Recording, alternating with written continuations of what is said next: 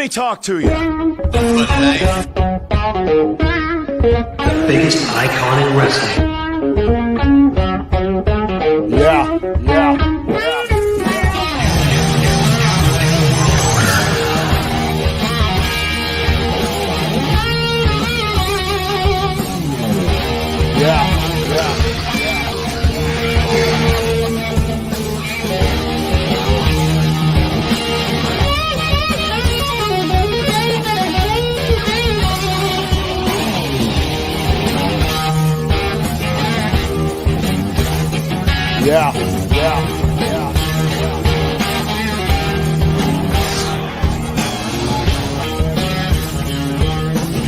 Let me talk to you.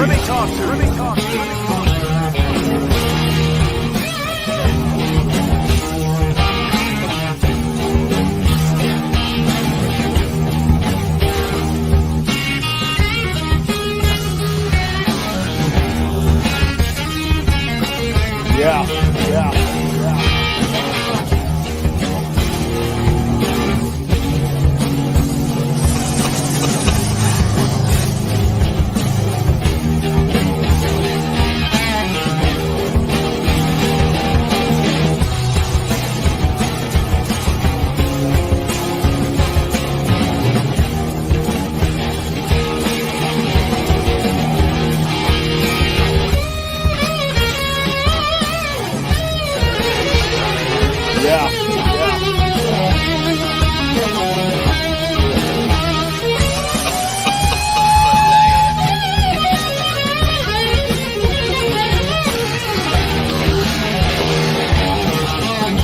Let me talk to you.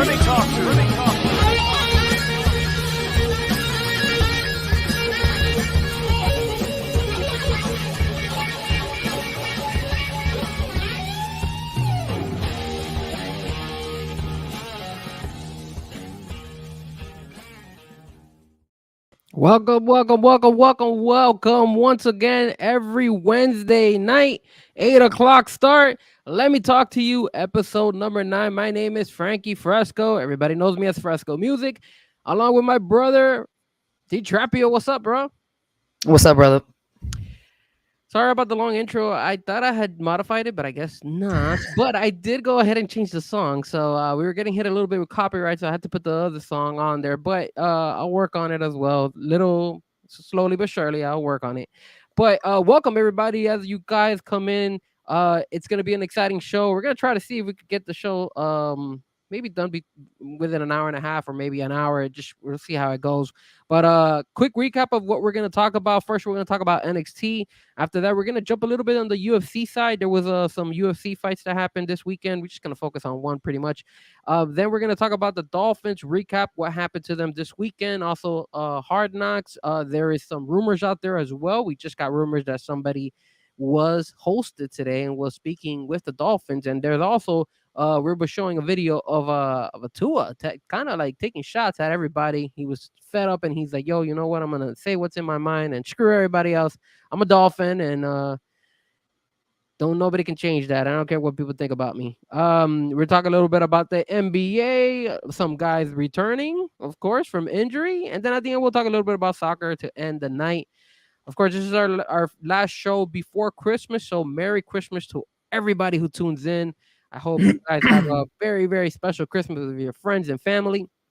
But enough about me blabbering. Let's go ahead and let's start off today with the first topic of the night, and that is NXT.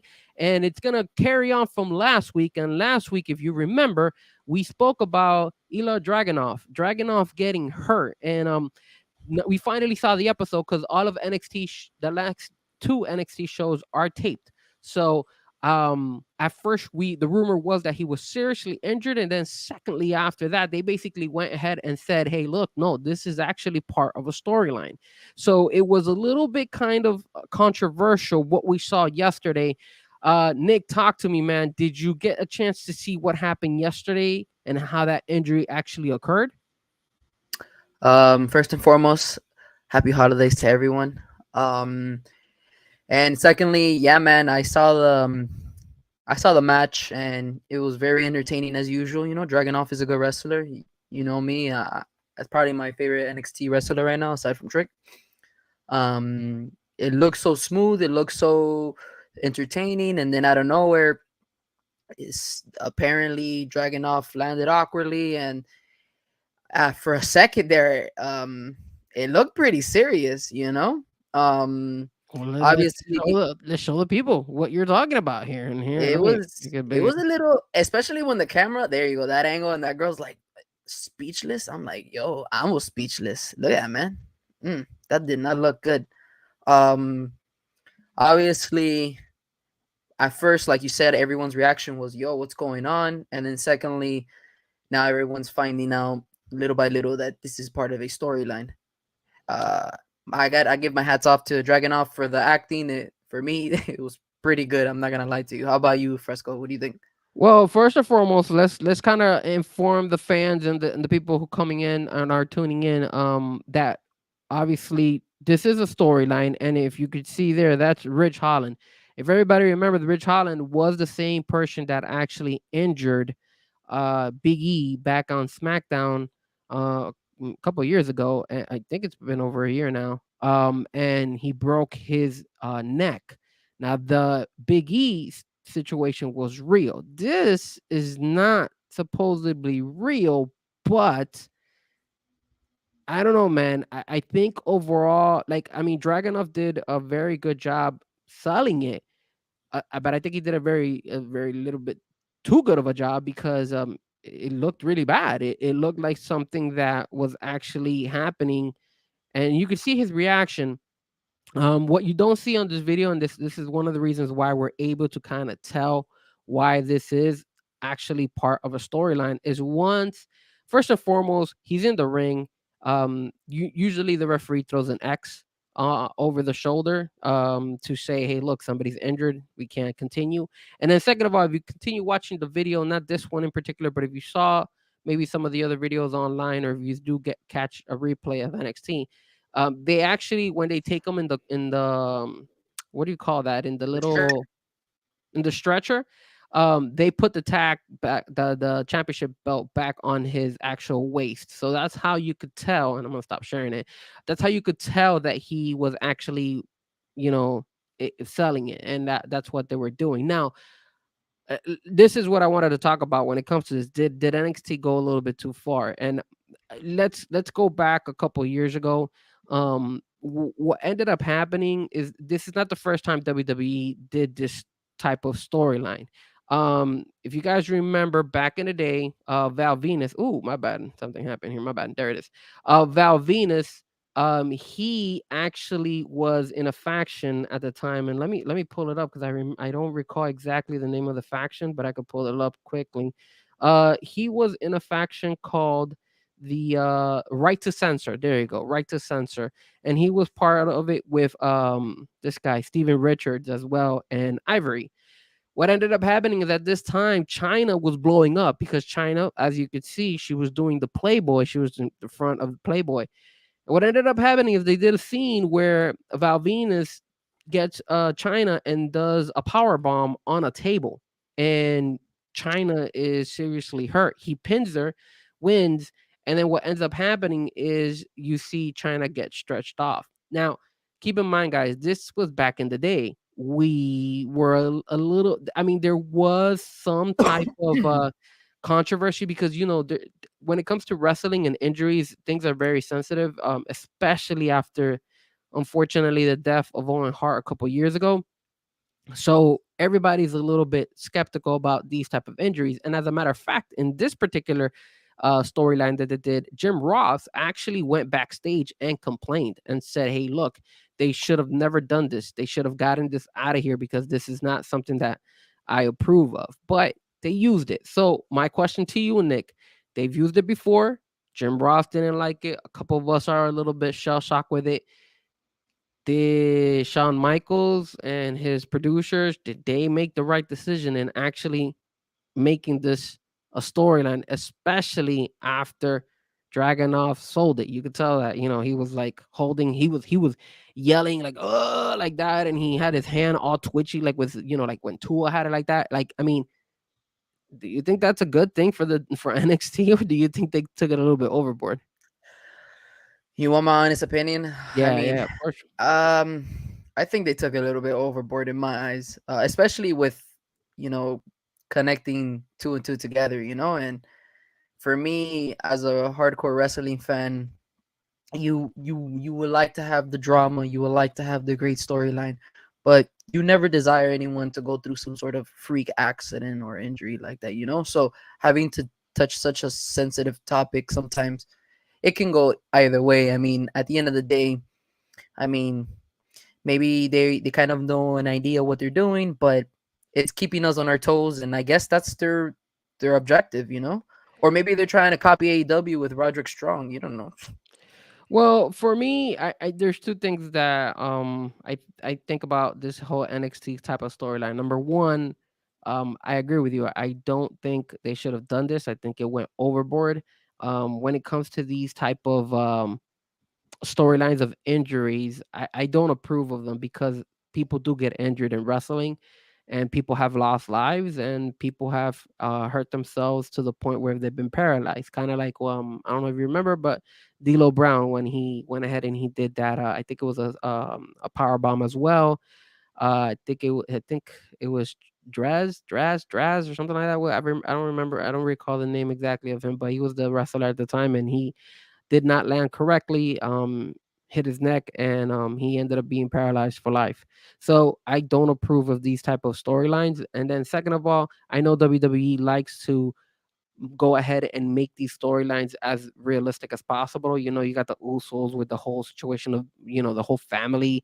That's Mhm. realistic.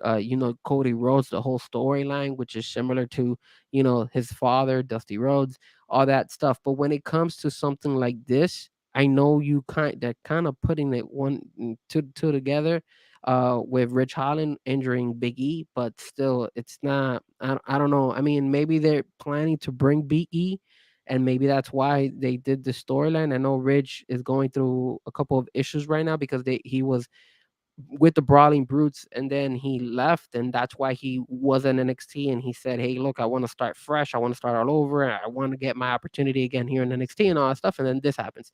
So I I get the storyline. I just think they threw it overboard, and I think they should have never done it. But I mean, maybe this is a good way for Dragon enough to take some time off, and then also maybe they know how to spin it. Maybe some people won't take it as serious as you and me, but personally myself, Especially, especially with Charlotte Flair injury, and especially yeah. how her outcome and what she really had to go through. And I heard that it's not just one thing; it's multiple things. So these wrestlers really put their bodies out there, and you got to give them all the full credit. So it's a weird spin off, but let's see, man. Let's see what NXT has in store. Yeah. Moving on from the NXT, we had we were expecting a really good fight, but unfortunately did not live up to expectation, and that was unfortunately Kobe Covington losing to Leon Edwards by decision. Did you get a chance to watch the fight, or at least the highlights of the fight? I did not, but I saw that it was decision, so I figured, Leon probably gave him a whack or two, and Kobe was just talking mad shit. Well, I did get a chance to watch the whole fight, and basically, remember, I was sold on this fight because the press conference leading up to the fight, Kobe It was Covington intense. insulted Leon Yeah, Edwards' dad, and remember, Leon Edwards' dad had passed away, so that's messed up. that's why he was upset. Now, the crazy thing about the fight was that Kobe Covington's way of fighting is usually coming up front and attacking, and like he is nonstop. Like you literally, he is moving forward the whole time, and his opponent is usually backing up, trying to withstand the barrage of punches and kicks that he usually does. He didn't do that this time. What he did is he stood back and he just kind of like played to Leon Edwards' type of technique. Leon Edwards is a striker. And that's typically, his forte. He just kept doing that. He just kept keeping the distance, and Leon Edwards just kept punching and kicking him, and was hurting him. He hit his right leg really bad, and it just didn't look like Kobe Covington. And then Kobe Covington's second type of technique is to take him down and obviously beat him on the ground. Jorge Masvidal. That's what he did with Jorge Masvidal. could not take Leon Edwards down. The only time he kind of controlled Leon Edwards was towards the last couple of rounds, maybe the fourth or the fifth round, if I'm not mistaken. And at the end of the day, when he took him down, it was really because Leon Edwards wanted to kind of uh, give him a piece of his own medicine. He was trying to take him down and Out dominate him wrestle on the him and ground. stuff. Yeah, Yeah. so that's the only reason why Leon Edwards lost. Maybe that fifth round, but all the other rounds were just completely dominated by Leon Edwards. And then they interviewed Colby, and Colby gave an excuse of, "Hey, it's been 2 years. He's been out. He hasn't Wow, fought it's in been 2 two years." years. Wow. Because remember, he also suffered that injury where Jorge struck him in the face Oh at yeah. that restaurant here down here in Miami. Uh, And then the other thing is, he said he was rusty and all that stuff, and Leon Edwards said that it took him a lot not to lose his composure because saying things about his father is a kind of like a shitty move, which I agree. But my question to you is, Nick, Kobe has had plenty of opportunities already to win a championship, and he hasn't. He hasn't delivered. Do you think his opportunity to become a champion in the future, is it gone? Like, was this his last shot, or do you think Dana White is gonna give him some sympathy and eventually give him another opportunity down the road? um, unless he doesn't change his weight class, I think this is it for him, man. I mean, look at Tony Ferguson. That's another dude who we're telling fans are telling him. I mean, I'm a big fan of Tony. Yo, I think this is time for you to go, bro. I think this is time for you to focus on another approach. And if I think Kobe is smart, then I think he is. I believe he's gonna find another different approach because right now these multiple shots at at the same title has really not been working out for him. And so I respect Kobe as a fighter. Don't respect him as a human being though by giving out those messages like that. But overall, hopefully he figures out something. If not, he's probably gonna fall down that path of road of UFC fighters where they start losing consecutively over and over and over, and then next thing you know, 2-3 years pass by and their record is not even that great anymore. So let's see what happens. I don't know. Maybe he's a great trash talker. Maybe that will still continue and stir up the pot for young stars to fight with him. But I think if he doesn't change something, he's just gonna be another UFC fighter who's gonna uplift another young fighter and give him that leverage. What about you, Fresco? Yeah, I agree with you 100%, man. I honestly feel that they're not gonna give him another opportunity. I think hopefully needs to move up in weight class or something. It's the only way he's gonna be able to probably get another opportunity. I think he blew his opportunity, man. I mean, Karan Usman, he was there a couple times with Karan Usman, and Usman dominated him a couple times. They were great fights, but he got dominated on those fights, and I don't see it. I just don't see it, and I know he's been out of the game for 2 years, but when you have somebody who's been out of 2 games and you're not even close. Like, I understand that he was waiting for a title fight. Maybe he rushed it. Maybe he should have taken a warm up fight before he took that one, and then the I fight would have agree. been a little bit close. But because he was so dominated by Leon, it just looks like he is not nowhere near to be in another championship fight in that weight class. Maybe if he moves up, I don't know if he's willing to move up, but remember, moving up is not as easy either because now you lose a lot of power compared to your opponents. So I hope Kobe does make the right decision. Maybe he just bounces back, but he has a lot of contenders now in front of him. He falls back in the line when it comes to that weight class that he's in. And then the other thing is, if he decides to move up in weight class, he's gonna have to come up with a better strategy because guys are gonna be tougher, guys are gonna be stronger, so he's gonna have a lot more trouble with that. But overall, I mean, I was disappointed. I hope, I look, I'm a Kobe guy. I like Kobe. I know he's kind of like a douche sometimes, but I enjoy his fights. He's cool. I love the fact that Yeah, he uses Kurt Angle's entrance song. So that's one of the main definitely. reasons why I support him. I hope he could bounce back, and hopefully we get to see him in future fights and maybe one of these days again contend for a title shot. But that being said, let's go ahead and let's jump to what we are always excited to talk about. And of course, that is our Miami Dolphins. And Nick right there representing with the hat. I have my hat too somewhere. Where? Let me see. Do I have it? No, I don't. Oh, there it is. You see it up there. There you go. I raised the thing. It's all the way right. Yeah, look at it right there. You can see it right there. Miami Dolphins hat right there. Actually signed by Channing Crowder, which is cool. Channing Crowder. I don't know if you saw this. This on the side note. Channing Crowder started. He's trying to be a comedian now. So he's actually Nice. he was He's funny. doing he did a comedy show over there in improv in Doral. So I heard a lot of people were there to support him, and a lot of NFL players were there to support him. So and I'm gonna keep next time tabs as to when he'll be performing again. But with that being said, back to the Dolphins. The Dolphins took care of business. They beat the Jets. Remember, we were a little bit worried. We weren't panicking, but we were worried of what was gonna happen with the Jets. But the Dolphins handled their business, and of course, they handled their business here in South Florida. So again, they did a phenomenal job taking care of business here at home, especially after a tough defeat last Monday against the Tennessee Titans. And Nick, you were Mhm. there. I wasn't. Yes, sir. I was not available to go. I took a break. I gave my ticket to my brother. My brother, I believe he went with his girlfriend. So shout out to Andrea for being there with my brother. And it was also kind of like a strategy because till this day, Andrea has been a good luck for the Dolphins. Every time she has shown up to the games, we have been undefeated.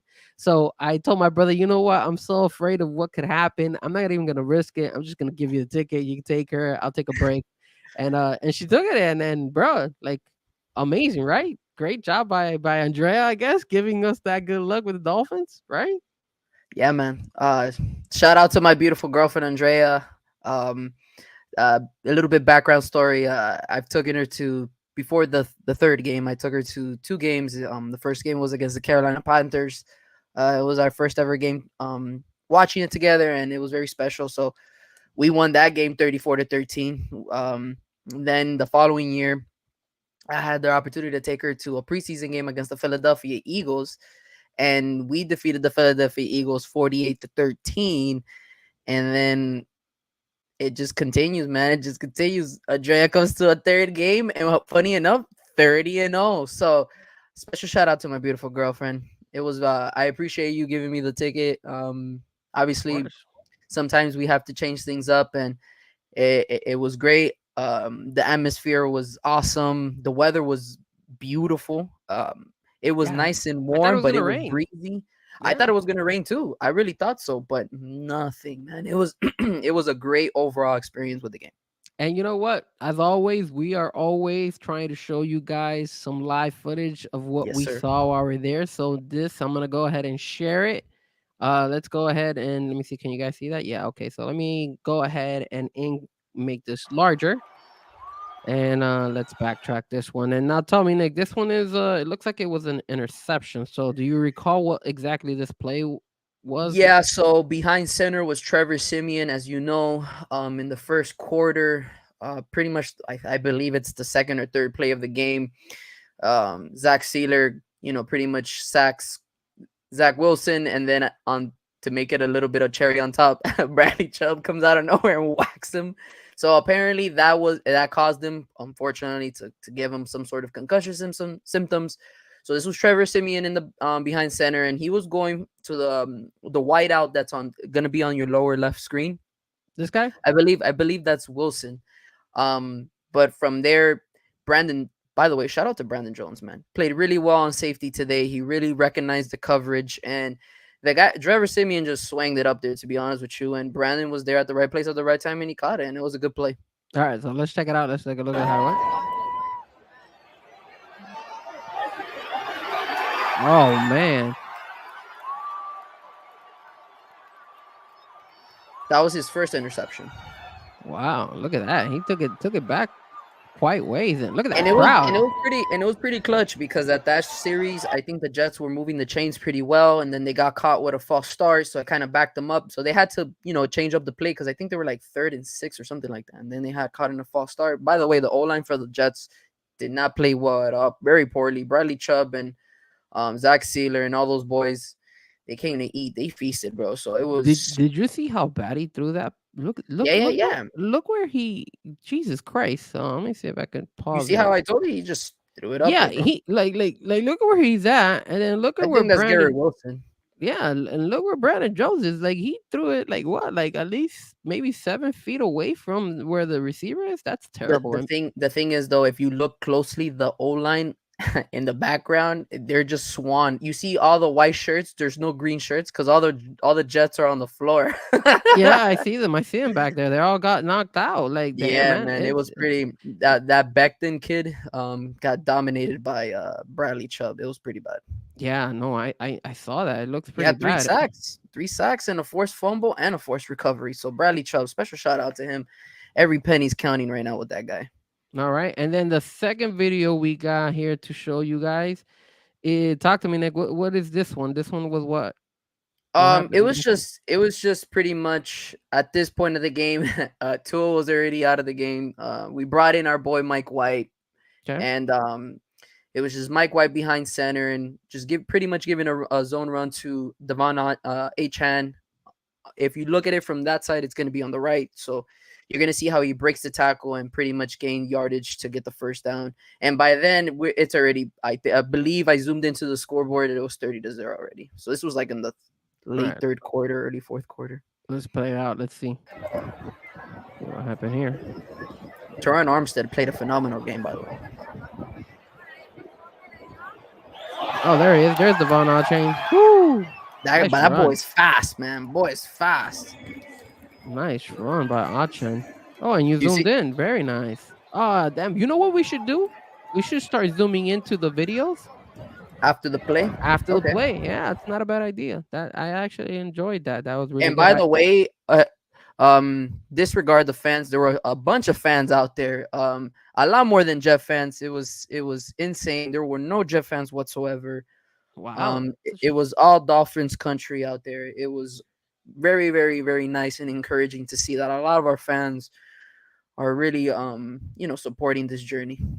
Well, there's one thing I want to show since you're talking about the fans here is right. Let's see if I can get it better. Okay, so right here.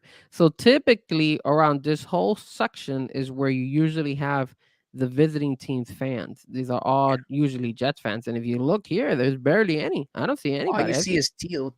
Yeah, man. So it looked like the Dolphin fans came out and showed out, which is good, man. Because honestly, when the Jets show up, they usually come heavy, and especially since we have so many New Yorkers who moved down here. So I'm proud to see that. At the end of the day, there was more Dolphin fans out there than New York fans. And keep in mind, I don't know if I don't know if you got a chance to watch today first take, but they were talking about the Buffalo Bills and the Miami Dolphins who were going to win the division, and they had the older gentleman. What is his name? Doug. I don't remember his name, but the older gentleman with Stephen A. He always does oh no, what is it? Russo? Yeah, Russo. Something Russo is his name. So he's the older guy, and they were saying the debate was, yo, who's gonna win the division, the Miami Dolphins or the Buffalo Bills?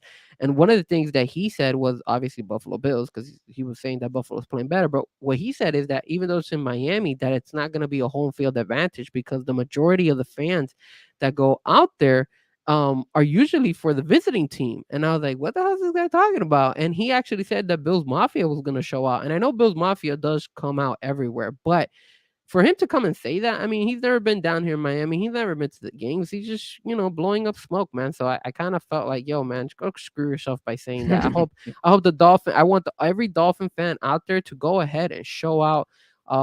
Especially if that particular game is for the division, we need to show out there and show who we are, especially since this weekend, it should start with this weekend with the Cowboys, and it should definitely finish with the Bills if that game means something. But with that being said, let's bring up again our tracker here. That's Of right. the Dolphins. So here on my left-hand side, you have the Dolphins 13-4 and the Buffalo Bills 10-7 in the division. Obviously, the Jets are eliminated 8-9, and the Patriots are 3-14. They've been eliminated quite some time. But now let's move on to the next week, which would be the Dolphins. Let's go here. It would be here. So it would be the Miami Dolphins playing against the Dallas Cowboys. So uh we got some stuff to talk about here. Now, obviously, there's two things being played here, and it's the Dolphins winning, obviously, up the division, and then the Dolphins actually winning and being the number one seed for now. That is the main thing we're talking about now, because technically by them winning, that kind of rules out them not making it to the playoffs based on last week. So if you guys were tuning in last week to the show, you will notice that we basically had the Dolphins already pretty much qualified to the playoffs with 10 wins. So now, let's go here. All right, so let's go ahead and pick. Why does it wait? Hold on a second. Why is it saying 13-4? The Dolphins are not Because 13-4. you already made the decisions for the next couple of weeks. Oh, that's true. You're probably right. Let me see if I can reset them. By the way, my favorite play in that Jets game was that two of the Waddle D pass. It was beautiful. It was even more beautiful seeing it live. It was a great execution, great timing, great spot. Tua throwing out bombs out there. Waddle playing like a true wide receiver, and it's very encouraging to see that Waddle can step up, especially with this whole narrative about Tyreek Hill being the number one guy and stuff like that. So I think Tua can really show out and really provide that comforting of knowing that he can take over too. Yeah. And I'm sorry about that, guys. Like my brother had said, since we worked on it last week, I guess I had not reset it. But this is the actual standings: 10-4 the Dolphins, Bills are 8-6, Jets are 5-9, and the New England Patriots are 3-11. So this week, we got the Dolphins against the Cowboys. So let's go and pick for the next 2 weeks before we decide what would happen on that third week, right? That we have left. So on this one, Bengals versus Steelers. I mean, I know they're playing at the Steelers, but the Bengals QB, I mean, he's hot right now, bro. That guy Yeah, is Jake balling. Brownie's great, and Mitchell Trubisky is not playing really that good right now. So no, So we'll pick the Bengals. Obviously the Bills are gonna win that game. we Then don't you know, know. We don't know. We don't know, man. We don't know. when the Raiders score over 63 points on a Charger team, I'm not gonna go ahead and just say that the Chargers have any shot. I'm sorry. Hey, All they right. fired their coach. They fired their GM. The players have some chip on their shoulder. You never know. So they'll You probably lose by like 40 points instead. Hopefully, because I got Hey, Josh Allen. I'm trying to throw some, energy out there. God damn it. I'm trying to I want Josh Allen to do well. I'm not gonna lie, guys. I do have him in one of my fantasies as my quarterback, so I need him to perform. But whatever. It is what it is. I don't see him doing that bad against the Chargers. And remember, he didn't do anything against the Cowboys. It was all Cook. True, but that was at home, and this is in West Coast side game, so there's a lot. So you never know. You never know. I like to never know. I'll be the one that says I know, and I really feel like Buffalo's gonna win. But Gotcha. you're right. Anything can happen on a Sunday. Now we got the Browns and the Texans. Now that's a tough one, man, because That's a tough one, man. the Texans have kind of been in a down slope for the last couple of games, and the Browns, they're still in the playoffs. So I don't know, because the Browns are 9-5, and the Texans, where are they? They are 8-6. So that's a tough one, man. I'm gonna go with Especially that Joe Flacco's playing pretty good right now. he is. I think what Not I'm like gonna playing pretty good, but he's enough right now for them to win. I think what I'm gonna do is, because of the simple fact that they're playing home, I'm gonna pick the Texans. Let's say the Texans take that one. Denver and the Patriots. I mean, again, this is a toss up because Denver struggled a little bit, but I mean, they are playing at home, and the Patriots are trying to tank. I'm most likely more than 50%. I would say that the Denver Broncos have a chance of winning, so I'm gonna do that. This is another game, Kansas City. I mean, it's a rivalry game, but it is at Kansas City. Taylor Swift might be out there watching the game, so I'm gonna go ahead and give it to KC. The Jets and the Washington Commanders really doesn't matter, but let's just go with the Jets. The Colts and the Falcons. That's a tough one. What record is the Falcons? The Falcons are. Let me see. They're fighting for that NFC. I don't know what they are. Ooh, but the Falcons are 6-8. I mean, they're trying, because look right here on the right hand side, you have the the Tampa Bay Buccaneers are 7-7, and the Saints are 7-7. That's a So horrible division, bro. so they're both in a dogfight, and they are at home. Let's. What do you say? You want to give it to the Falcons? I think the I Falcons. think I'll will give pull it to it the off. Falcons because of Michael Pittman Jr. I think he's not gonna play. He got seriously hurt. So Hopefully he doesn't. Hopefully he does play because I need him in my fantasy. He's another one that's on my fantasy team. Tennessee and Seattle, both of them. Tennessee obviously choked at the last minute. And then Seattle with a big upset over a Mhm. Monday night on to Drew Philadelphia. Luck. I like Philadelphia, man. I'm sorry, I like Seattle. I think Seattle takes this one. I don't know you. Especially that Will Levis got that. Gracias a Dios, que, he had a. It wasn't something serious, but it was pretty scary. Yeah, and then we got Jacksonville against Tampa Bay. I'm gonna go with Tampa Bay. I think Tampa Bay has the edge. They're playing at home, and Jacksonville looks like they're like on a downward slope. These last couple of games, they haven't been doing so well, to be honest with you. Then we got the Dolphins and the Cowboys. So on this one, what do you want? What do you think? Let's be realistic. Do you think the Dolphins are gonna beat the Cowboys? Yes. And I say no. I said Dolphins lose to the Cowboys, but I'm gonna go with your prediction. We'll go with the Dolphins winning. Baltimore, San Francisco.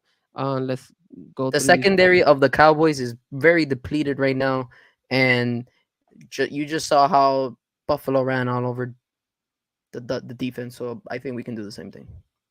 Okay. And all right. So if these are the results, right? What would happen in the playoff standings would be the Dolphins would be tied with the Baltimore Ravens at 11-4 because we have the Ravens losing against the San Francisco 49ers. And the Mhm. Bills would actually be back in the playoffs as the 7th seed already. So the one that would be kicked out would be the Colts and the Jacksonville Jaguars, actually. After being 8-3, I believe. Yeah, the Jags would be out, consider because Houston would then take the lead in the division. Yep. So that's something to keep an eye out. So then let's go to the next week, and in the next week we would go ahead and have Jets and Browns. Let's say the Browns win that one. I don't know, man, but yeah, Raiders and Colts. Let's say the Colts. I think Colts will win. Okay, so then let's talk about Dolphins and Baltimore Ravens. What do you think? Do you think we win this one or do we lose this one? I'm not gonna lie to you. Call me crazy, man, but I think the Dolphins are gonna come out winning with this one. San Francisco is not an easy team, and they're a very, very aggressive team. You mean And I Baltimore? think- no, remember Baltimore goes against San Francisco. Oh, okay. So after having a dogfight with San Francisco, I think the Dolphins are gonna go ahead and take that advantage. However, if you want to play the other way around, we can say that Baltimore beats the Dolphins too. Let's say the Dolphins do beat the Ravens, right? Let's say they some way somehow pull it off. If that does happen, and we could go here, where's the Buffalo game? Right It's right here. under it. No matter what happens, the Dolphins, if you look here to the left, they've won the division. It's Yep. 12-4, and the New England Patriots are 10-6. So if they win the next 2 games, we've clinched the division no matter what. As far as the first seed, if we continue to pick our kind of like our teams here, let's see, but this one. Ooh, this is a close one. I wouldn't be surprised if that. No, you know what? They play really well at home. Yeah. Philadelphia, this one, San Fran. Ooh, that's a Maybe good the one. Saints upset them. Falcons win, and the Green Bay Packers will upset Minnesota because Minnesota's been choking. That's funny. So you have here the Dolphins would be 12-4 with Kansas City and Baltimore right underneath their tail, and then the Bills would have moved already to the 6th spot in the playoff standings. And then if we do just next week, right, and we do, for example, let's say the Dolphins lose, and let's put into just do a couple quick pick fast. Jets. Well, no, Patriots will win that one because they're at home. Ravens, Ravens, Bengals, Bengals, Houston, Jacksonville. I see this being an upset, but we'll go with Jacksonville. This one will be Kansas City. Kansas This one will City. be Denver. Denver. Um, It doesn't really matter. Tampa. Yeah, it doesn't matter. I'm just gonna pick whoever. I can't believe that they're playing again. Damn, they're playing back-to-back weeks. That's crazy.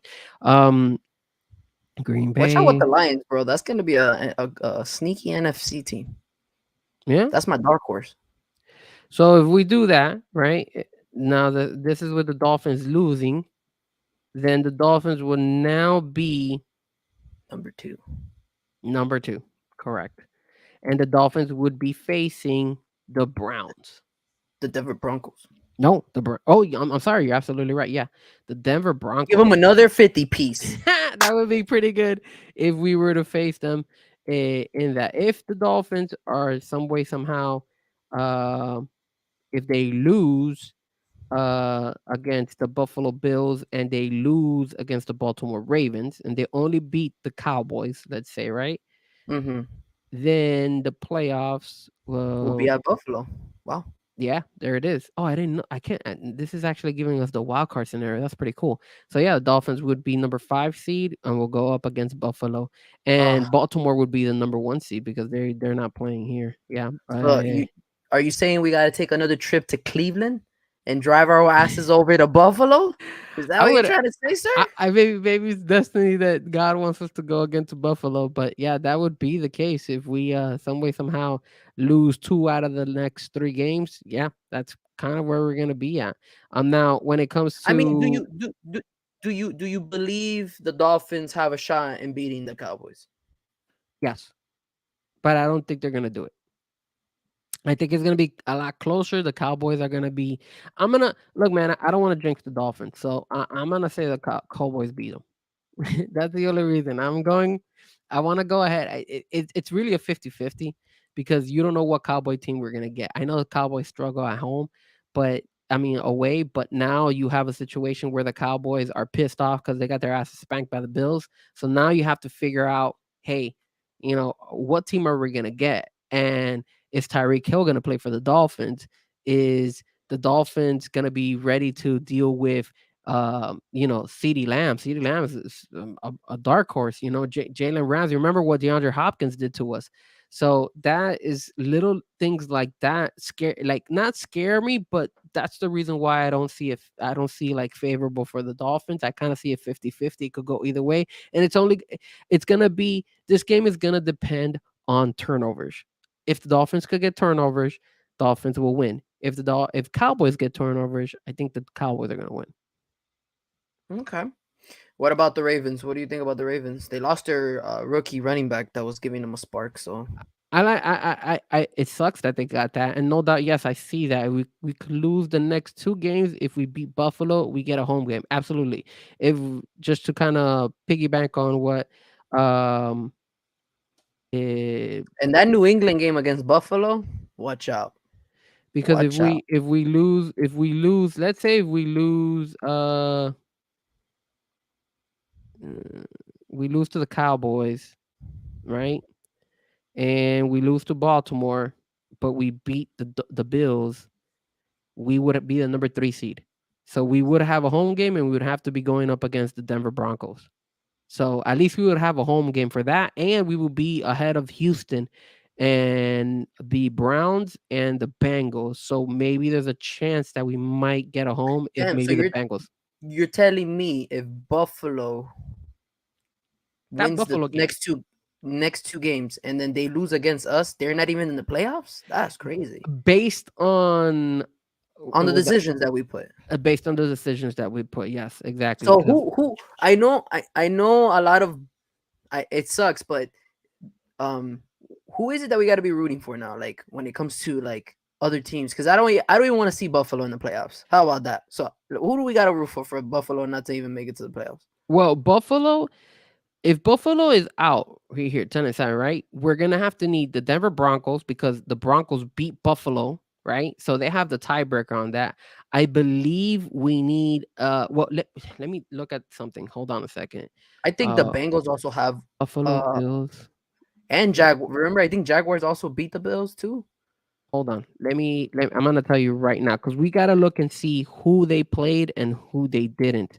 and who has beaten them. So they lost to the Chiefs, they lost to the Eagles, they beat the Jets, they lost to the Broncos, they lost to the Bengals. So we need the Bengals and the Broncos. We got to be rooting for those two teams to push. And they lost to the Jaguars. So the Jags, the Bengals Broncos. and the Broncos. Those are the three teams that we gotta be rooting for them to beat them, because those three teams are actually the only teams that were able to beat Buffalo. And if they're tied, then what's going to happen is that the Buffalo Bills are not going to have the advantage, because they own the tiebreaker over them because they lost. So Jacksonville, the Bengals, and the Broncos would be the three teams that we want to technically win, and at least get to 10 wins, at least. And That what way. if Denver loses? Would that be the case? What No Doubt is saying, that the Buffalo Bills have to stay at Miami for 2 weeks and have Josh Allen party back-to-back weekends? All right, so No Doubt wrote Buffalo can come and get it 2 weeks in a row in the row. No, he's talking about like getting it. Okay, so yeah, all right, so let's check that out. So let's see if that was funny. They could get it 2 weeks in a row. I think he's tired of paying that child support. That's so funny. That's so funny. I like that. I like that. All right, so let's go back to week 16, which is this week. And who the hell do the Denver Broncos play? So they play the Patriots. They should beat the Patriots because they're home. Yeah. And then the following week, they have the Chargers. Wow, I mean, it's hard for them to lose those two games. Those two games are Yeah, they cakewalks. kind of have it panned out for them, bro. And then let's look at the last game. Oh my god, That could be the suspect one, because remember, Russell Wilson struggles on the road, and I know the Raiders suck, but look, they did destroy the Chargers, and they got that new kid. I don't know if you remember. Oh man, I just picked him up on O'Connell? fantasy. He's helping O'Connell. out. The running back? The running back who took over the running back. Jacobs' spot because Jacobs is hurt. He balled out. I actually picked him up in fantasy. But I don't remember his name. Raiders running backs. Let me see if I can find it. I got you. Is Raiders leaning on back latest. Let me go to my fantasy team, because I know I picked that kid up, and that kid up balled out. His name is there he is. His name is Zamir White. Zamir White is the guy. Zamir. So Zamir White was balling, and that's who kind of like took over when when Jacobs got hurt. So let's see what No Doubt. We need emancipate ourselves from I think he's tired of paying the child support anyways. Yeah, I think so too, man.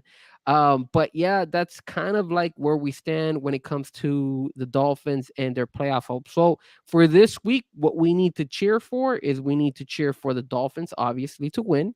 We need oh man, I actually forgot. My bad. We're talking Dolphins, and I completely forgot. Here's the background. We gotta cheer for the Dolphins to win, obviously, and we're gonna be out there. We're gonna see if we could tailgate. We're gonna be in lot 42. So if you guys are gonna be out there, check us out. We'll be out there as well. And we need the Bengals and the Browns to win. And So the we Broncos. and the Broncos. So we need those three teams to help us out. That way we could do really well. The other thing I wanted to stop sharing that. The other thing I wanted to go ahead and show you guys is a couple things.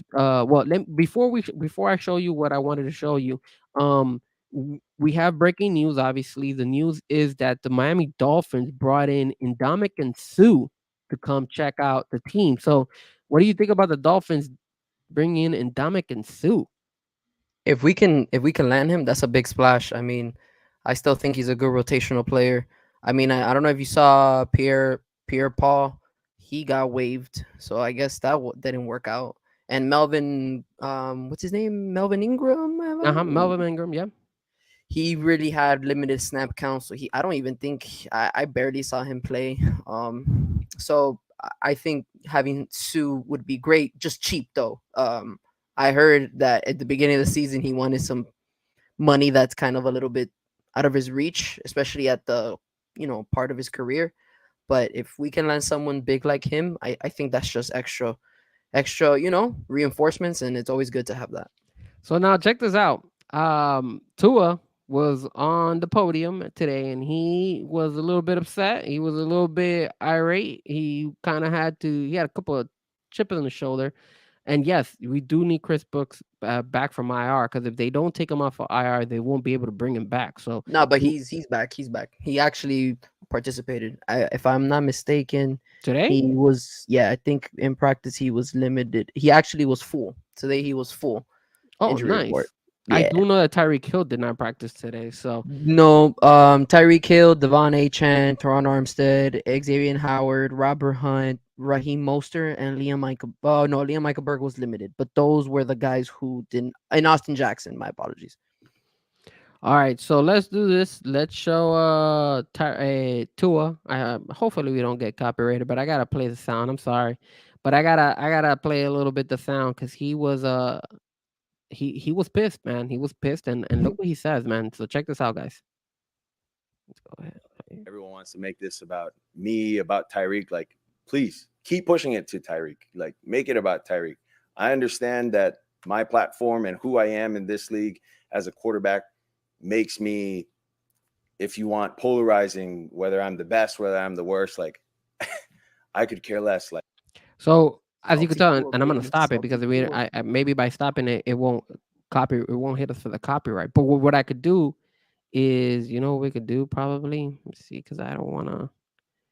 Maybe there's no way for me to share just the sound. I was trying to see if I could just share the sound, but he was already talking about the Tyreek situation, about the whole situation with Tyreek Hill, making him the focus, and that Tua sucks. Like, he can't do anything without him, and all that stuff. And he continues. He keeps going. Look what he says. like, I don't listen to it.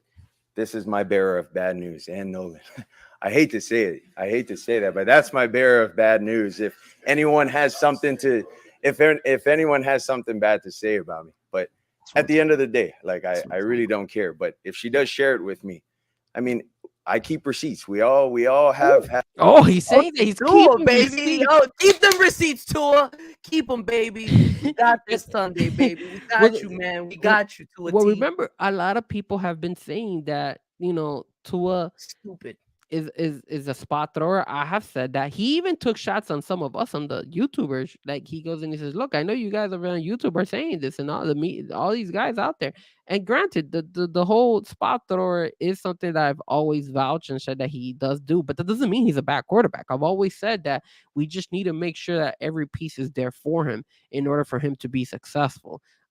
Obviously, you get rid of Tyreek Hill, and you thought they had to put Waddle in there, and they focused on Waddle. So that's why I always said, can the Dolphins win a Super Bowl with Tua? Absolutely. The only thing is that I feel sometimes that certain pieces need to be in place in order for him to be successful. But that's with every quarterback. Let's just keep it real. When Tom Brady didn't have his receivers, they sucked. That's the reality of the truth. I mean, sometimes when he was a lot younger, he did better. But as time progressed and the older he got, he needed help. And if he didn't need help, that was one of the main reasons why he won in Tampa Bay. They had to surround him with talent in order for him to be successful. Let's keep going with what Tua said. have a way of how we do things, but like, all the narratives about it, I am only good with Tyreek, and that you're right. That is the only time I'm at my best. You're right. I'm only good when Jalen's in. I could care less about I love it. So he's taking jabs left and right at everybody. He He's like, knows. Come on, Frank. Let's be real. He's not oblivious. He knows. He hears all this crap going on. he doesn't like.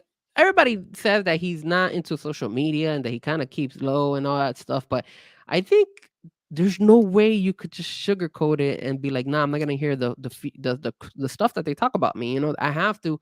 There's people. Everybody talks about him. It's like that's what we all want to hear. We all want to know what's Tua. Like, every time we talk about Hard Knocks, we're always saying, "Hey, it's probably gonna feature Tua. It's probably gonna feature Mike McDaniel.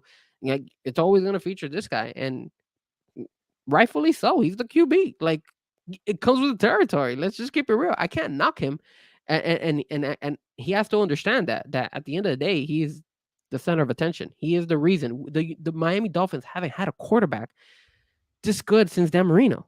So you know He's that about there's to hit 4,000 yards, man. I mean, I don't know one more I can tell you. Not even I don't even think Tannehill hit those marks when he that. was with the Dolphins, of course.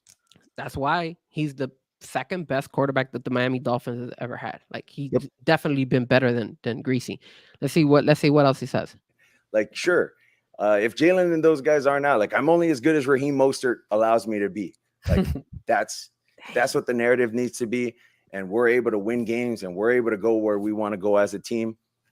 I am the worst football player if that's what you want. Like Wow. So now what they were saying is that take might hurt him in the future. Because what's gonna happen is people are gonna record that section of him, and if we choke or if he does a mistake or something like that, they're gonna make so much fun of him. So he's kind of setting himself up by saying that. But again, if he's telling the truth that he doesn't give a damn about what they think about him, then who cares, right? Hey man, you're doing something right when everyone's talking about you, and That's good my or point. bad, good or bad. And at the end of the day, you're gonna have your negative Nancy's, and you're gonna have your two and ons. Shout out to two and on, and you just got to keep on. And I think he feels extra spicy because of the whole Mika Parsons, and then the whole Cam Newton take as well. So there's a lot of things boiling up behind the scenes, believe it or not. All right, let's see how he ends the interview here. don't care. Like I really don't. So whatever it is, whatever you need on your show, like take clips out of what I just said. Do what you need to do. Like that. I'm just here to do my job, and my job is to help our guys win. I keep There you go. So that's exactly what Tua said. And you know what, man? At the end of the day, dude, like We need cornrow Tua. we do need cornrow too. I think that makes him less like over dramatic. I think he's hardcore, bro. I hope he puts back his cornrows. I need him back with the cornrows.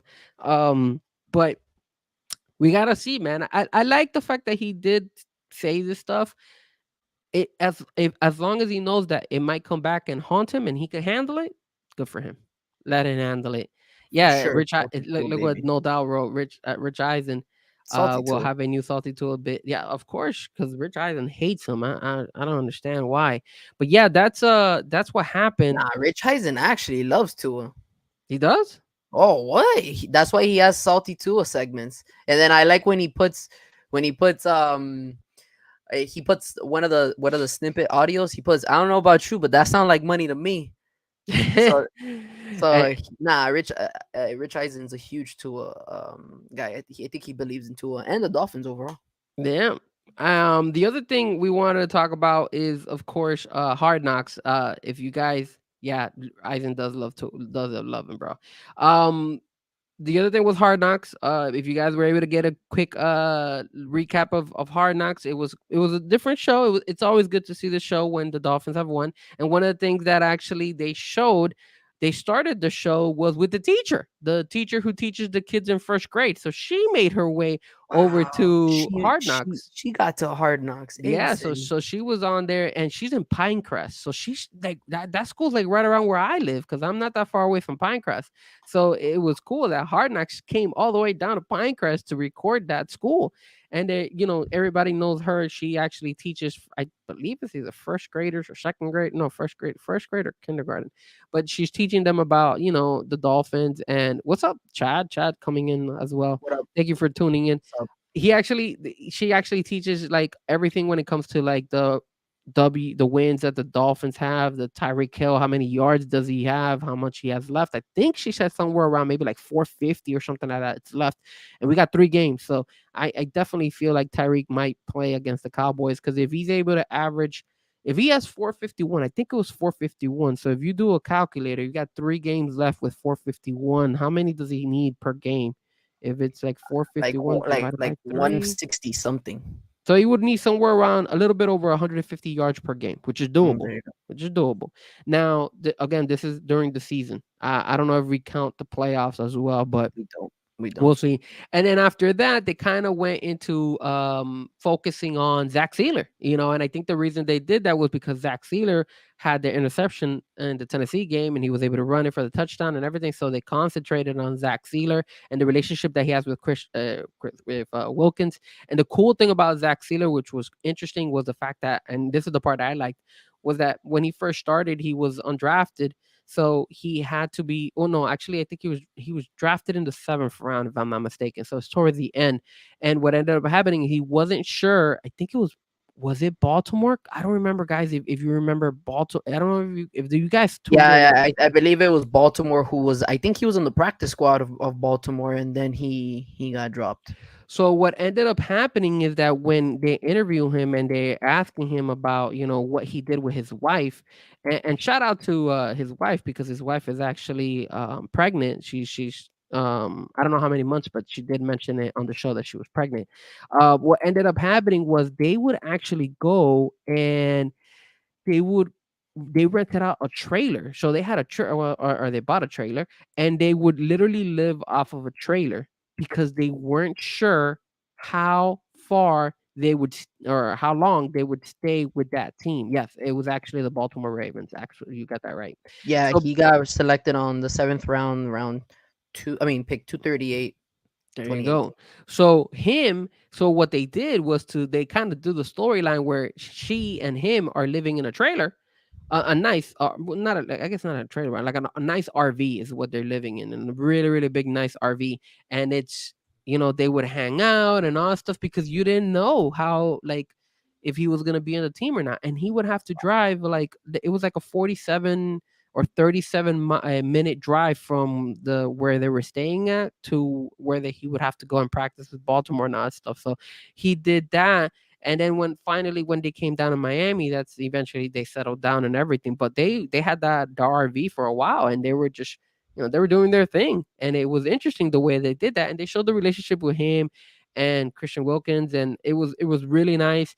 Then they jump into the game against the Jets, and you hear Mike McDaniel talk about the motivation, the halftime speech, going ahead and saying, "Hey, look, stop. We're not gonna let this happen exactly the same as last week when we lost to Tennessee." So that was cool. He was putting them, he was kind of filling them up with that, that like upset, like type of attitude, like, yo, let's not let this happen again to us. Sorry, I can't, man, I get tongue Yeah, twisted it was here. more like a wake up call, more like a reminder, and let's not ease the pedal, and kind of just it's a constant reminder. And I did see how he used keywords into making the game more engaging again, because sometimes the flow of the game, things are going well for you, and then he kind of is like, hey, stop, let's recollect and let's finish the second half, and that's what we did.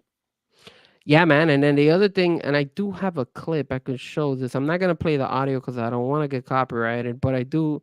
Our friend Omar Kelly here, he was able to go ahead and show clip off of David Furones's video here, and I'm gonna go. It's muted here, but you could see where the Dolphins, where he was going, and pretty much informing them of like what areas of work they had to work on and stuff like that. This was towards the beginning of the actual Hard Knocks, and you see all of them. This is typically how it usually starts when it comes to Hard Knocks, that they basically just go ahead and they're in that room and looking over video. And one of the Which is things cool that Mike, because I've never seen that. Which is cool because I've never seen that before.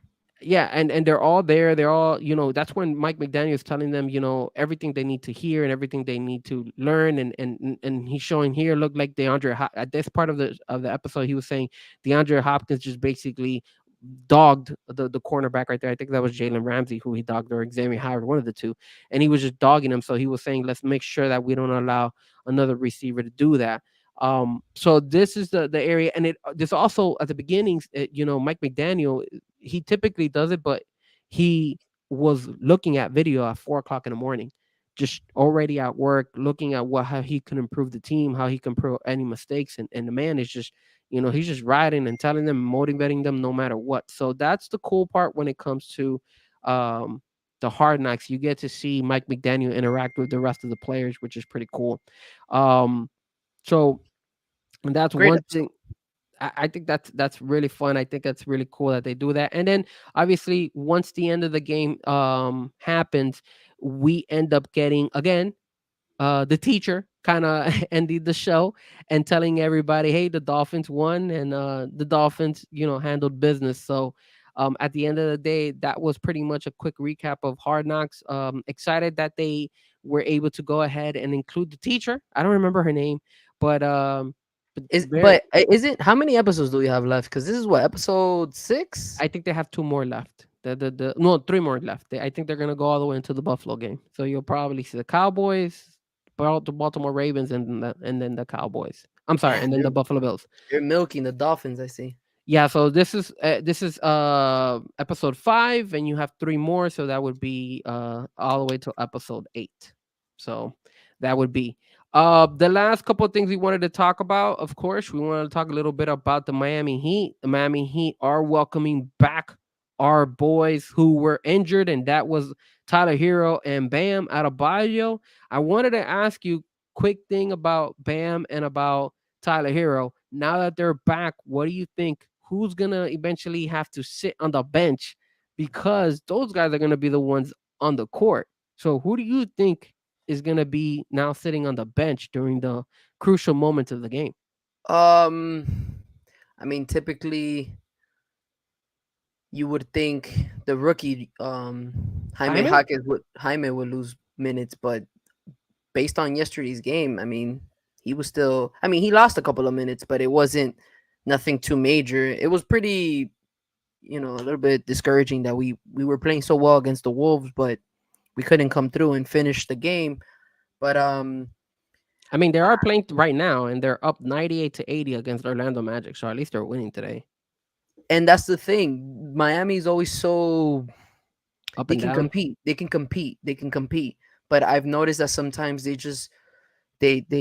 slip and they go through this little weird, they can't make a shot in the next 2, 3, 5 minutes, and it causes them to trail again. And I mean, based off on the numbers here, it looked like Hayward Highsmith lost some minutes.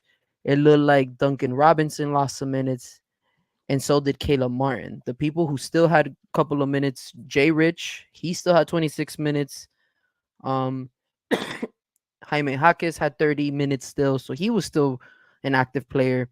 And then obviously the freshest feed on the court, which was Adebayo and Hero, they both had 32 plus minutes in the game.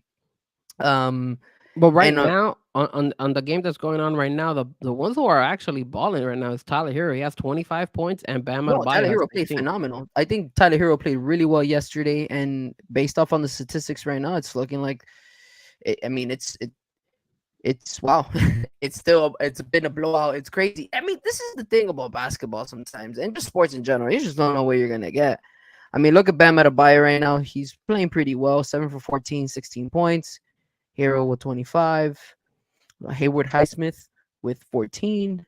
And then look, Jaime Jaquez still with 27 minutes. So I guess those, and then you don't have Orlando Robinson anymore in the mix. You don't have even the other sophomore player that we got, Nikolai Jovic.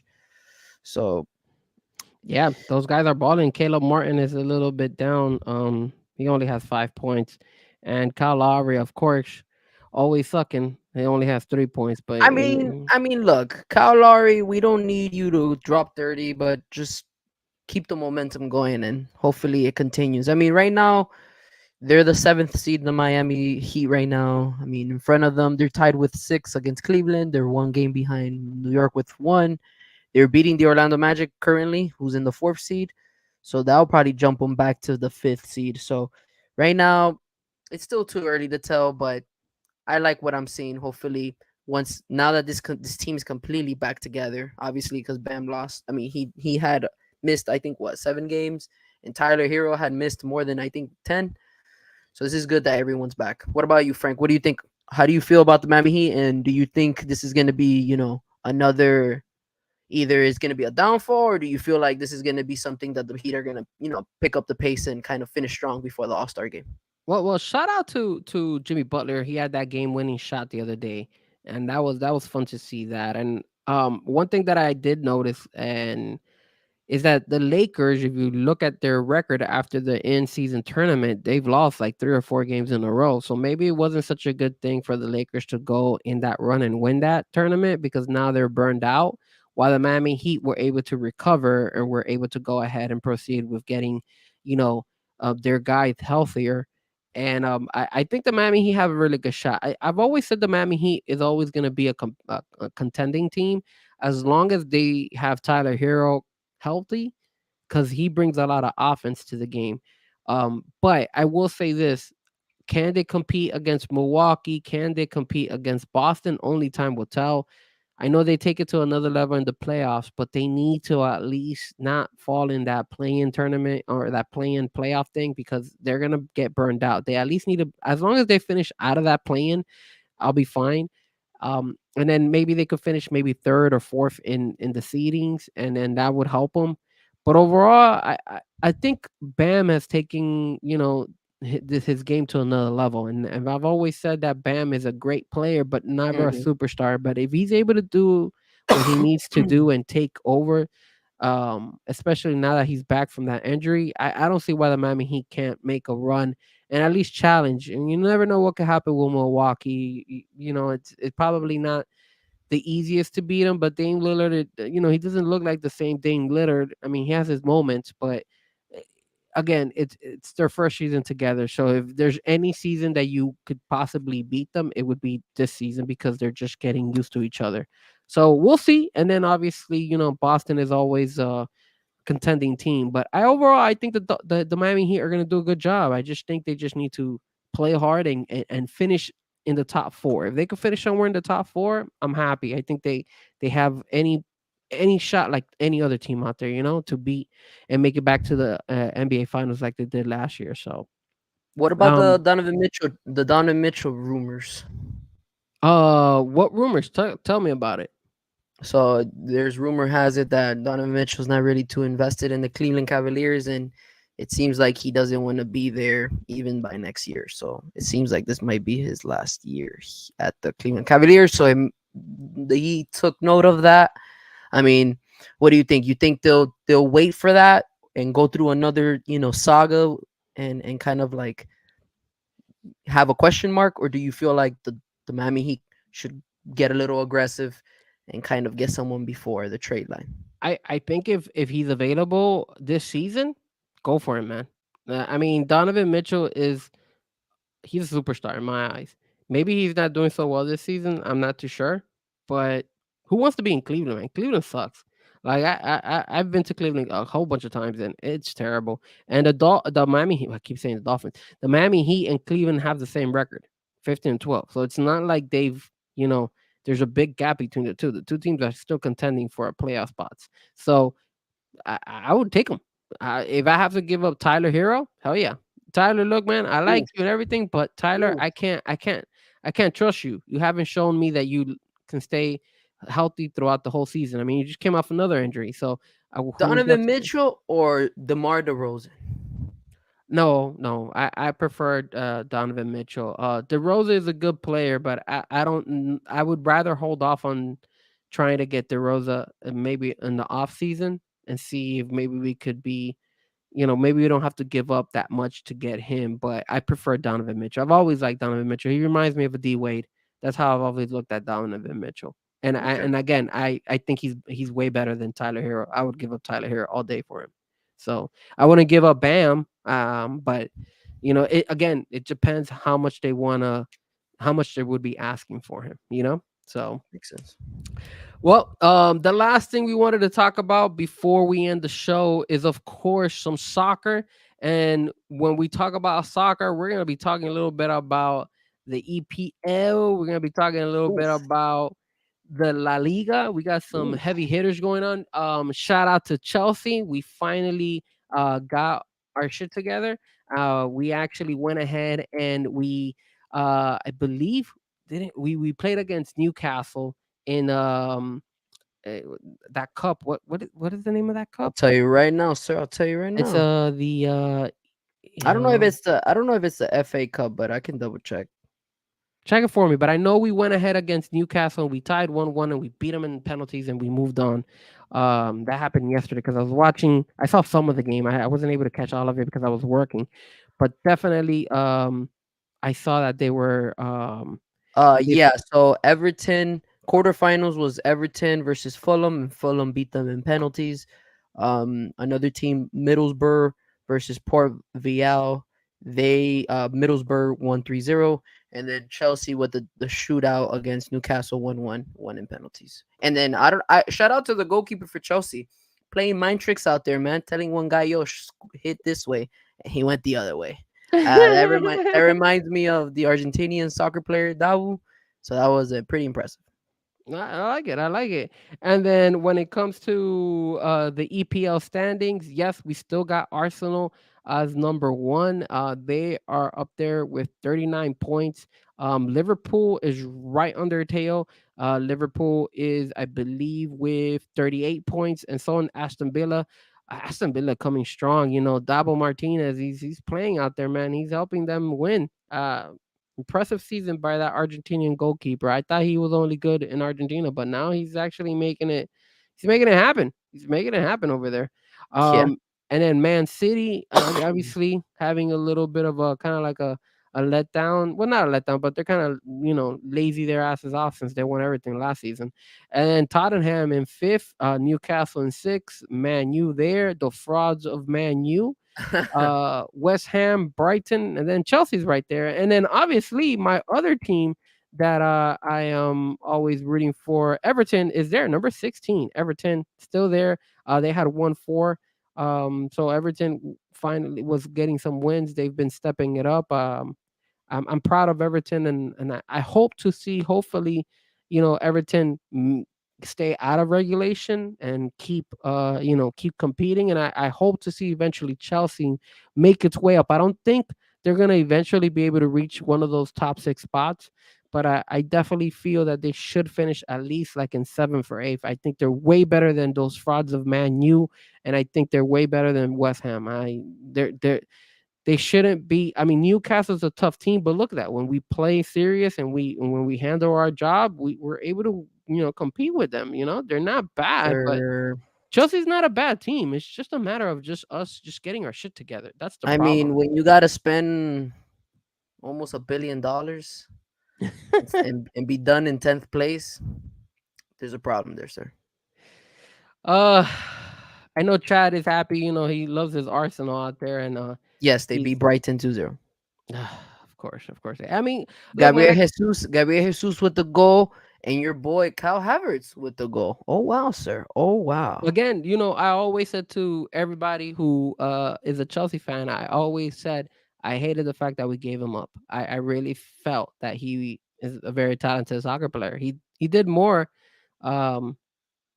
with Chelsea, in my opinion. I don't know why they gave him up. I guess it's because they had so much money stacked up on all these players that they were like, screw it, we're just gonna give him up and forget about it. And I don't think that was the right decision, man. They could have easily given up somebody else. So, but that is what happened with Chelsea. On La Liga side, sir, we got some interesting results. Crazy stuff, bro. Yeah, no, we got some crazy stuff. We got Girona.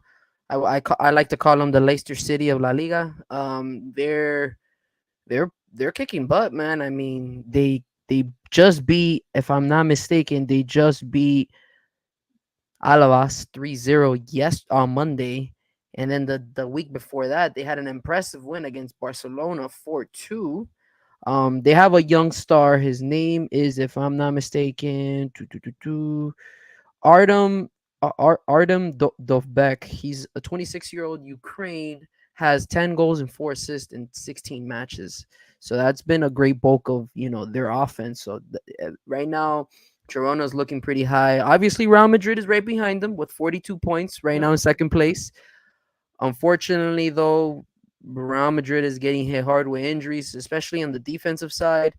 Unfortunately, David Alaba has suffered a torn ACL. It was confirmed on Wednesday, or if I'm not mistaken, yesterday. And so, the reason why I'm wearing this Bayern Munich jersey not only is because I like to collect jerseys, and this jersey is from James Rodriguez. Special shout out to James Rodriguez. He was in the Bayern Munich squad at that moment. But special shout out to Bayern Munich. Today, I just found out that they are allowing David Alaba to go to their facility and to go to seek their doctors and to go help him and recover and have the best doctors work on him and he has a speedy recovery. So special shout out to Bayern Munich helping out Real Madrid. That was very nice. So, well, not helping out Real Madrid, but helping out David Alaba.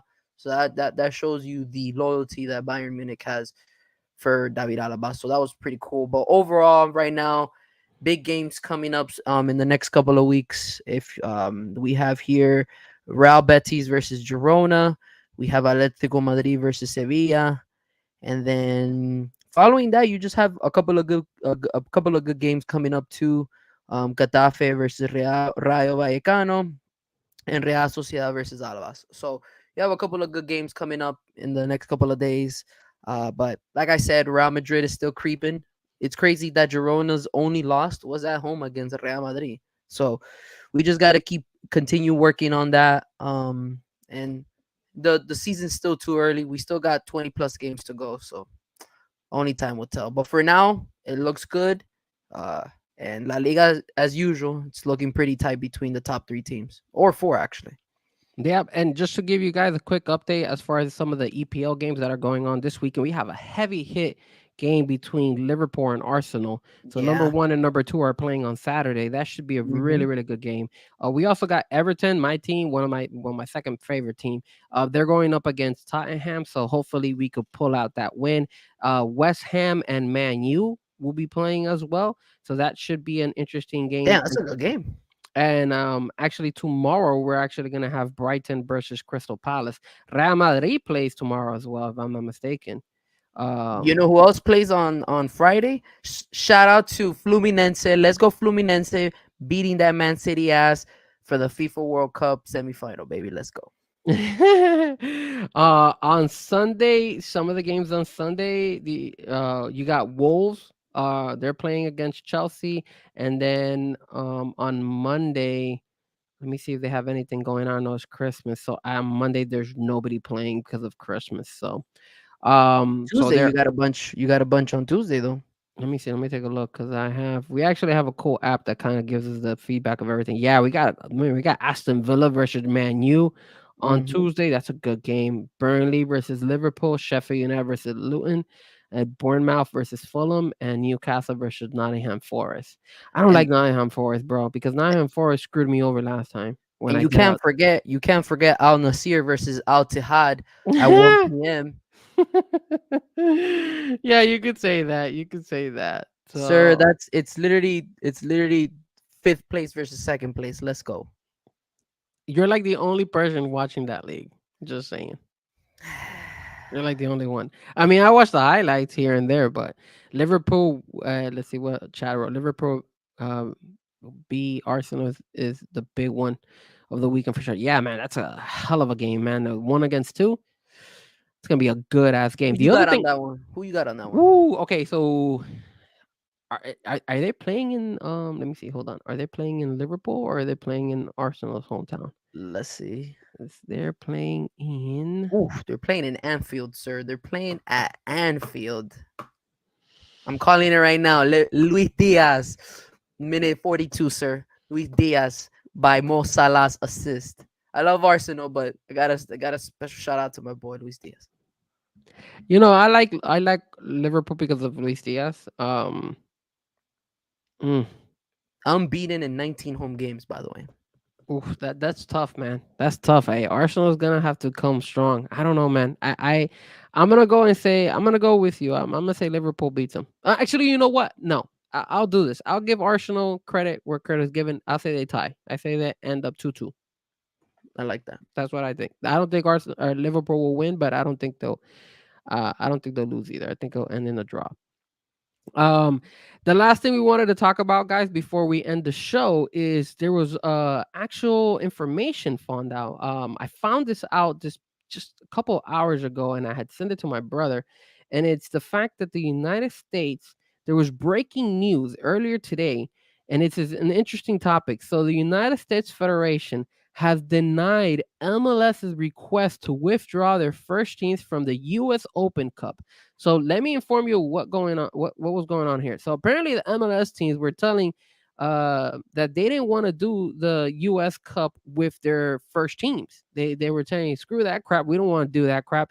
So they requested to send second division team players, second tier teams to go and compete in the U.S. Cup. And the United States Federation said, no, go fly a kite. You're gonna have to send your first teams to come and represent. And I told this to my brother, and then I wanted to get your opinion on this because we spoke about this a little bit earlier today. But what do you think? What do you think? Because now, if the MLS is tried to do this little gimmick of, hey, let's get rid of the second, we don't want to play the U.S. Open Cup. Let's send our second tier teams. What do you think about actually implementing in the MLS the same concept that so many teams have in Europe, which is teams that get regulated, and you're able to bring the second tier teams up to the MLS, and you drop the last three into the second tier? I know it's going to be financially a big burden on those big teams, because imagine, let's say, for example, an LA Galaxy or an LAFC team falls and they get regulated, but still, I think this would be something good for the MLS, don't you think? Yeah, I think this would be a great approach. But like you said, there's so much money, especially with the amount of money that these teams are being built with. I mean, if I'm not mistaken, my Inter Miami is probably one of the top 10 most wealthiest teams right now in the world.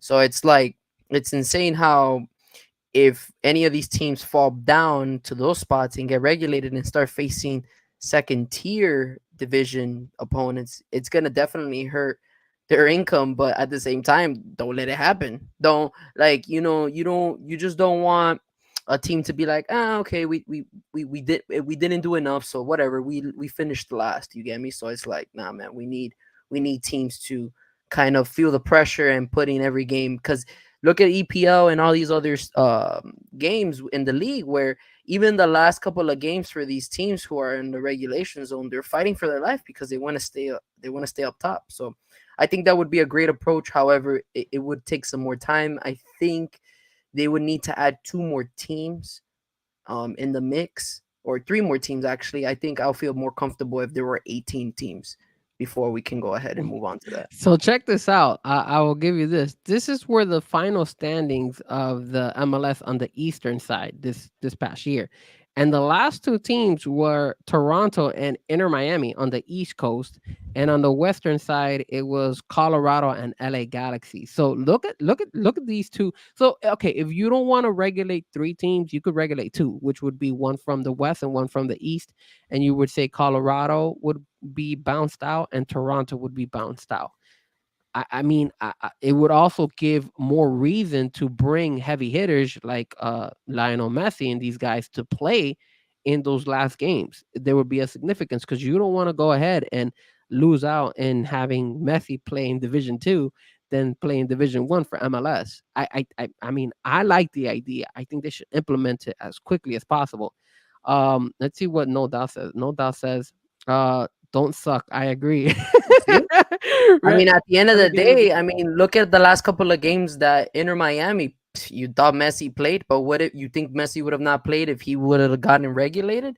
So it just puts an extra pressure on these teams. And not only that, but the teams, like, let's say I think the second tier team for Miami is Miami FC, if I'm not mistaken. Imagine Miami FC was able to get promoted, and now not only do we have the Inter Miami, but then Miami FC would be there, so we'd have 2 teams on there. And not only that, but you create even more of a fan base, because now these small little teams are actually get the opportunity to play in first division, which would be MLS. I mean, dude, I was talking to you about this. I was like, look, these kids never in their wildest dreams would ever go ahead and assume that they could make it into the MLS. And now they're actually in it because they all worked together and they did it. This reminds me of, remember that English team that they went, Wakombe? Wakombe was their name? Wakombe. Yeah, that they went up from like 4th division EPL to like, I'm sorry, no, it was 5th division. And then, because there's 5 divisions, I believe. And they went up to 3rd division. And they were celebrating like if they won the World Cup type shit. Yeah, and they had never moved up from that division, and they moved up and they celebrated. I'll never forget it because they posted it on, I think it was on Sports Center. And so you would love to see that. and they jumped up and they were like, what? And not only that, but they get paid more because you Mhm. actually now are moving on from that division to the next one. So it's not only more entertaining games, not only more opportunity for other soccer players, but also let's keep it real. This is a great way to like find hidden gems. You don't know how many players are out there Exactly. are in some of these teams, and you're like, holy crap! I never thought that this could actually compete against the heavy hitters, and now look at him. So Mhm. that's how you. I'm telling you, man. I And it think would and it would help, and it would help the Division One team to be more involved with the smaller tier teams. You get me? And to give you a fun fact, I don't know if you knew, but Santos, one of the greatest clubs in Brazilian history, Pele even played for Santos. Neymar played for Santos. Got regulated after 111 years being in the first division. They finally got regulated. So if history like that needs to happen, hey, so be it. The if Inter Miami needs to get regulated because lack of awareness, so be it, bro. Just don't suck. Keep being afloat. absolutely, man. I mean, I will tell you this: the last time Everton was regulated was back in 1950. Look at that, dude. Come on. And that's why when they compete, even though they've been in the bottom of the tier the last couple of years, they're It's trying to history. stay. They're trying to Mhm. stay in because they're like that's a legacy. You don't Yep. want to fall out of it, man. Nope. I mean, look at Leeds. Leeds was one of my entertaining teams because they had all these Americans on that team, and they got regulated. And then look, you don't hear any more about them. So it kind of it makes sense. I And think they should if do it. I'm not mistaken, Leicester also is now in the second division. If I'm not mistaken. Yeah. And like I said, I think overall it will not only find hidden gems in some of these players that are in these teams, but you're gonna get a bigger fan base Oh, because now 100%. because now let's say for example you got this scrub like this nobody team, I don't know, in the middle of I don't know, I'm just making Don't want to something say up. scrub, more like Not uh scrubby. No, not scrubby because they would have made it to the first division, so they're not scrubby. A team with a lot of um well, not expectation, with a team with a lot to like desire. a lower tier team. A Yeah, like lower. a lower tier team making it happen, and then you all of a sudden, let's say for example, there is a team in I don't know, I'm just throwing a name out there. Let's say there's a team in St. Petersburg, Florida, who actually is able to get promoted. Now you're getting the fan base of St. Petersburg, Florida, to actually go and be like, oh my God, this is cool. And not only that, but now you could put you're gaining money, so now you could invest on a stadium, you can invest on better facilities and all stuff. It will grow the game way bigger in the United States. That's one of the reasons why when it comes to like EPL and La Liga and the German league, the Bundesliga and all this stuff, they're such powerhouses in the soccer because it's all about money and it's all about reinvesting it in the product and then finding the best players. That's why they're always competing for World Cups. I think it'll be an amazing job. I Yeah, I think it'll think be so. great. I think it'll Crazy enough, I just found out that Everton has gotten deducted 10 points. So that's why they're in 16th place right now. wow.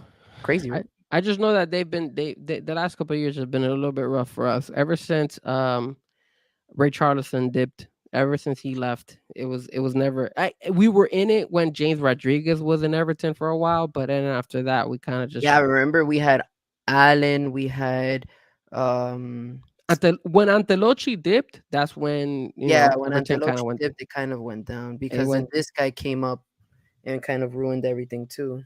yeah, and not only that, but then we had that sorry ass this guy, Frank. Frank Lampard was there for a while. And then I remember and then not only did he mess up Everton, but he did it again with Chelsea when Chelsea brought him to just sub him. So it was like he just I mean, I love Frank Lampard as a player, but as a coach, he's horrendous. I don't even know why they keep bringing him. But hey, it is what it is. But with that being said, guys, thank you so much for tuning in. I know today we didn't get a get, we didn't get it, we didn't. Oh my God, I'm like tongue twist here. We were not able to get a guest today. My guest, who I wanted to have, unfortunately cannot make it. He had a family emergency, so he had to actually Oh, go. But I hope he does well. Hopefully, I could bring him hope back he does well. next week. In the meantime, though, I'm excited about us being able to do obviously more and more shows. This is our episode 9. man, time flies. We have Christmas around the corner. Next week, I will be in Pensacola, Florida. So I will be streaming from there. So you might see a different background. You might see some different people. I don't know. You're gonna see. I wouldn't be You might surprised. see us in this. You might see us in the same screen this time, brother. You might see us in the same screen. We might have a different angle this time. You know what? We might be able to kind of like do you know how Tyreek has Tyreek Hill has his podcast where he's sitting on his chair and then his friend is on another chair and they just have the His mics. co-host is on the. Yeah, they have the mics like that. Maybe we could do that. Maybe we could do like a whole cool setup and all of us can be there.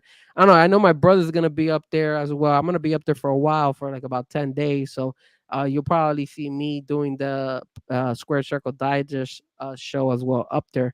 But again, I want to give a big shout out to everybody who always has supported us. Thank you so much. The views keep growing, the subscriptions keep coming, and I really both of us are very grateful for everything you guys Yes, do. sir. Thank you so Very much for grateful, man. sharing. Thank you so much for just sharing it with your friends and family and spreading the word. Whatever you guys can do, we are always very grateful. Nick, sir. any final words before we go? I just want to, again, be grateful to, experience this with you, brother, and kind of just be grateful that everyone is out there watching us, giving us a lot of love. Hit that like button, subscribe. Don't forget, tune us in every Wednesday at 8 p.m. And, it's just a couple of guys just talking sports and just living in the dream, man. And of course, I always got to have a quote under my sleeve. And today's quote is by Abraham Lincoln himself. He says, "I walk slowly, but I never walk backwards." And I think that's very important. Sometimes a lot of people feel like when they're not at their current pace, they're, either going backwards or just feel like they're stagnant. And I think slow is also good. Slow can really make you achieve a lot of things. It just keep it going, keep moving forward, and watch, you'll meet your goal. Awesome quote, brother. Merry Christmas to everybody, no Happy doubt. holidays to everyone. Chad, Sean, yours truly, myself, Nick, thank you so much. Don't forget to follow us. My tag is Fresco Music on Twitter, Instagram, Facebook, TikTok. I hope you guys enjoy every time I post up my my little IG and Twitter like I guess my story showing that the show's gonna start at 8 o'clock. The little skits. Yeah, the little skits I always do. But again, thank you so much, guys. Happy holidays to everybody. I hope everybody stays safe and drink responsibly. Yeah. And I hope you guys enjoy every single moment with your friends and family. I love being here with you guys, and of course, I love being here with my brother. Thank you once again for everybody tuning in. And until next time, ladies and gentlemen, we're out. Let me talk to you, brother. Let me talk to you. The biggest icon in wrestling.